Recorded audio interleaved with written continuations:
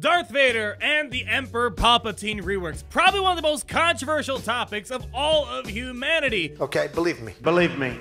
Believe me. And in this video today, we are going to spend a lot of time breaking down these reworks because across the community, we've had a lot of mixed reactions about these two characters and their brand new reworks. Even I myself, I spent several hours the first day the reworks went live, went on the test account, did a bunch of testing with Mobile Gamer and got feedback from the community as well as other members of the Game Changers program, and a lot of people are putting out statements to hold off on Palpatine and Darth Vader Zetas because right now it's very iffy if they are worth it. And today we're going to dive deeper into some teams that I found to be kind of useful against Jedi Training Rey teams. We'll talk a bit more broadly of how they are against other different types of teams. Enough talk.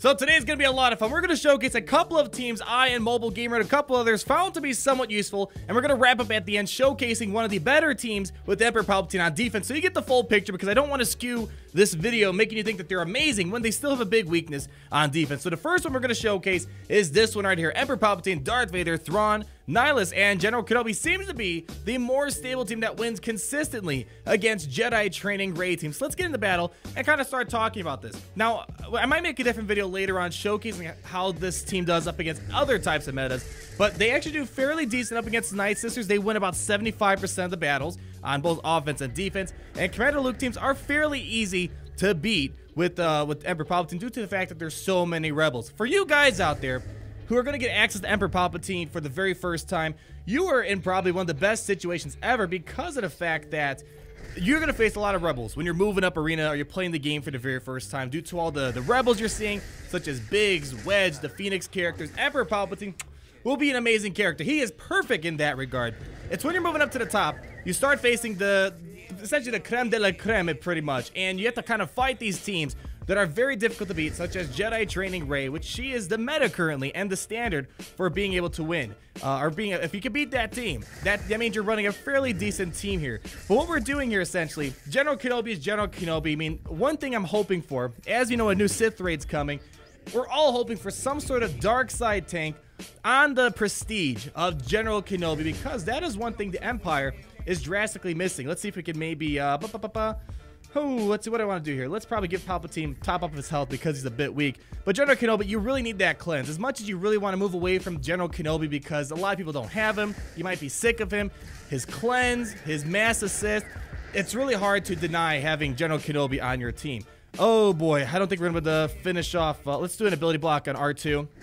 There we go, perfect. Let's put a shock on R2 because once we have two shocks, when we use Palpatine's never mind. Well, that didn't work out as expected. That's fine. Let's try to slow down Illuminated Destiny on their side. Let's do a fracture on Jedi Training Rey.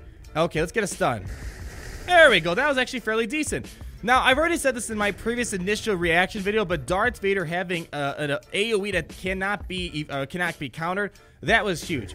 There we go. Let's see if maybe we can smack an ability block. You know what? Play it safe. Let's go for R2-D2. Okay, let's put a shock on R2. But as you see, this team is doing fairly well. I think actually if we use Let the Hate Flow, we could probably knock him out, but that's fine. Let's do that. Perfect. And let's just go ahead and knock out R2-D2. So we're actually winning. We're taking apart this Jedi Training Rey team. It's because of the fact that we're just spamming debuffs all over the field. And Darth Nas has an AoE. Vader has an AoE. Emperor Palpatine has an AoE. Thrawn's a second cleanser here. We probably could try to finish off. Let's give Palpatine some turn meter.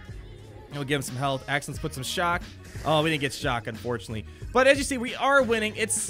I gotta say, it's going fairly well. It's not too difficult to win right now. We're doing a fairly decent time beating these teams. Here we go. And we're gonna annihilate BB-8 and game, set, and match. This team is definitely one of the better Emperor Palpatine teams. And I'm really invested in trying to find an amazing Emperor Palpatine Darth Vader team. You guys know I love my Empire. I've been waiting for this day. It's just been hard to kind of start finding these teams that do well. And this team does well, but again, I'm going to show this team that we just used on defense at the end so you get the full picture because right now, I think what you're seeing right now is definitely one of the better Empire leads right now and one of the better Empire teams. Hi, is that guy.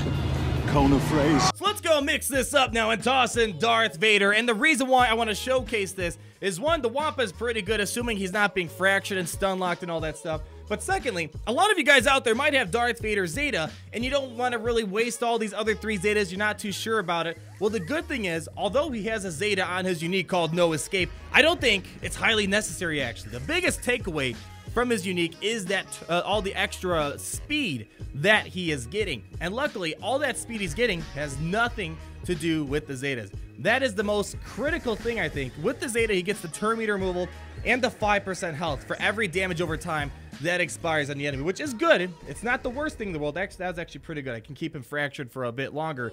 But the thing is, if you're tight on Zetas, you might not have to worry too much about going ahead and giving Vader all of his Zetas. Just having the Zeta on the leadership ability, and then hopefully we can pull the win. But so far, I can definitely feel the difference. It is not working nearly as well to the capacity of the previous team with Emperor Palpatine leading with Darth Nihilus. That was a lot better. We might win here, but that's one of the problems. Emperor Palpatine, I don't think he's going to be as amazing unless he's in the leadership role. You might make him work, of course.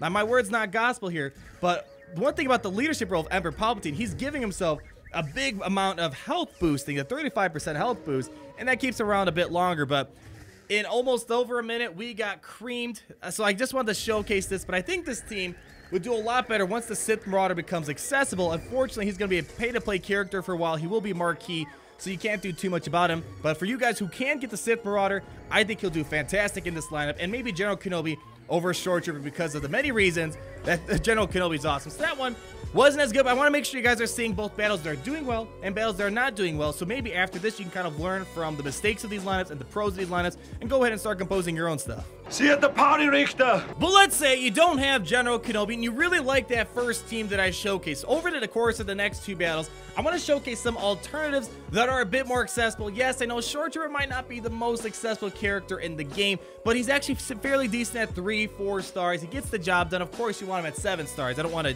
kid you too much around there. And Sith Trooper is a free-to-play character that many people are starting to invest due to the fact we have a brand new Sith raid coming our way. So let's go into battle and showcase how it goes without General Kenobi. You will see a little bit of a difference. General Kenobi is just so good. He offers so much. And if you have General Kenobi and you're not using him, it's probably more out of spite because you just want to run a full Empire team or full Dark Side team, and you're tired of using General Kenobi for every type of lineup. But most people who do have General Kenobi, they're probably tossing that character into their arena team to make sure you're getting all the cleanses, all the extra taunts, and whatnot. And the thing is, though, the reason why there's so much debate is because we were hoping with these brand new Zetas, the defense would get a lot better for these characters. And as I said, we will show a quick defensive battle towards the end so you can get an idea of how they do towards one of the more superior teams we composed here today. But the problem is they aren't all that hot on defense. And when you're considering your Zetas, the fact is they are not that easy to come across. We have so many Zetas out there that are needed that are much more superior, such as Jedi Training Rey, BB-8, R2-D2, so on and so forth. And the problem is, do you really want to go ahead and give him, or give any of these characters their Zetas when we know there's a Sith raid around the corner, and behind that Sith raid, there might be some sort of character that is far superior than these reworks? That's a question you got to ask yourself. If you're someone who just loves the Empire like myself, you're probably going to get suckered in and do this. I probably, even though I'm not the most impressed with these reworks, knowing me because I've been waiting for these reworks for so long, I might go ahead and do it. Are they as good as I hoped them to be? Definitely not. When the New Hope got the reworks between Han Solo, Princess Leia, Obi-Wan Kenobi, they were really good out of the box. And let's see. Oh, too much foresight. See, that's still a little problem with all the foresight here. It kind of gives us a big issue, but there we go. We could still win without General Kenobi. So I just want to keep showing you guys some options that I'm really thinking the Darth Nihilus, Emperor Palpatine, Darth Vader, Short Trooper plus either Sith Trooper, we're going to show Stormtrooper in a second, or more preferably, General Kenobi is probably what you should be aiming for. But again, we beat Jedi Training Rey. Not a lot of teams can boast that they beat a Jedi Training Rey team. Even Commander Luke Skywalker struggles a little bit. But having Darth Vader and Emperor Palpatine do some work, I think that's definitely quite an accomplishment. So not as bad as we first thought, but the reason why I put out that statement saying hold off on the Zetas is because even after spending a couple hours, they were not obviously amazing characters. It took a while to kind of figure out what their purpose is in the game and they're definitely okay. And the problem is, do you decide to use Emperor Palpatine or Jedi Training Rey? That's the big question, because so far they both can kind of beat each other, but Jedi Training Rey can definitely beat these guys a lot more when they're when these guys are on defense. And now same team again. I'm doing the same three. We're doing Palpatine, Thrawn, and Darth Vader, but now we're putting Stormtrooper in here. Stormtrooper, after his rework from last year when the Imperial Troopers got their attention, Stormtrooper got a lot better. He got a lot beefier. He's definitely more of a better tank. Before, he was a horrible tank. You're able to wipe him out quite easily. And he's going to also grant defense to your characters, which should translate into Emperor Palpatine surviving a bit longer. So here we go. We got the taunt, but the problem is he doesn't have a taunt that's as flexible as Sith Trooper, as you saw from the previous battle. The reason why we use Sith Trooper was because of the fact that Sith Trooper can constantly gain taunt and retribution every time a bunch of things are triggered, such as Sith using their special ability, Sith falling below a certain amount of health. So there was a purpose behind Sith Trooper, and I feel like he's a lot better in this lineup, because when Shore Trooper loses his taunt and Stormtrooper loses his taunt, now we're out in the open, and this isn't working as much. And this is a team I saw some people try out. So, but if you can get Sith Trooper, General Kenobi, I don't think Stormtrooper is gonna work as well in this type of lineup. Let's get a taunt finally in here. There we go. We got a taunt. So now we should be able to get some health. Let's go try to finish off at least R2-D2. Okay, we lost it. Oh boy, this we can try stunning. You know what? Let's not do that. If we stun, we're just gonna get probably way too many counterattacks.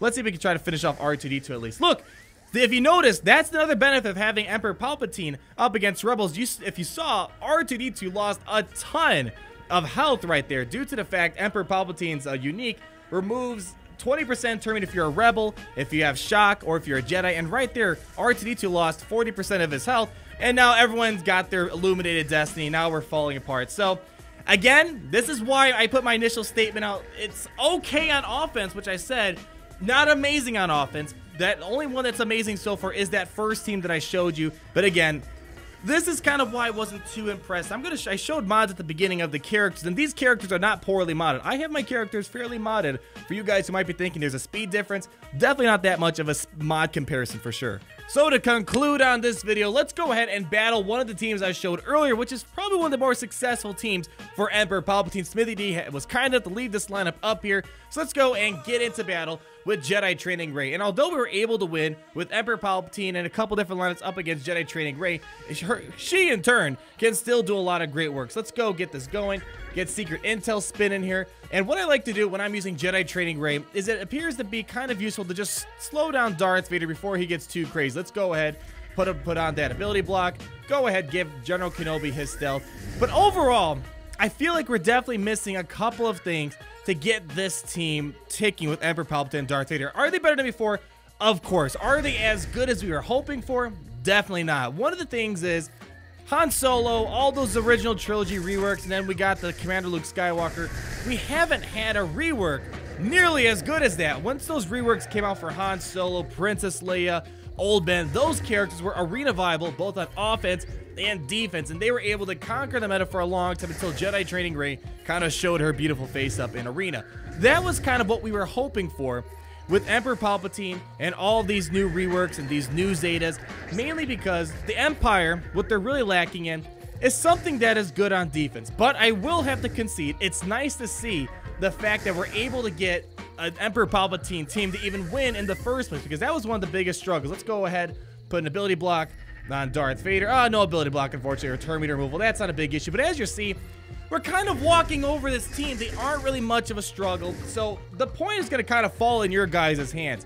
Do you think these guys are worth it? It really comes down to how much do you value defense. Obviously, not every team out there is going to do well on defense. You have to lose to some extent. But to that extent, there has to be some sort of limitation to how much you're losing in an arena. You don't want to be falling 5 million ranks, because that's just going to slow down your progress trying to get back up to the top.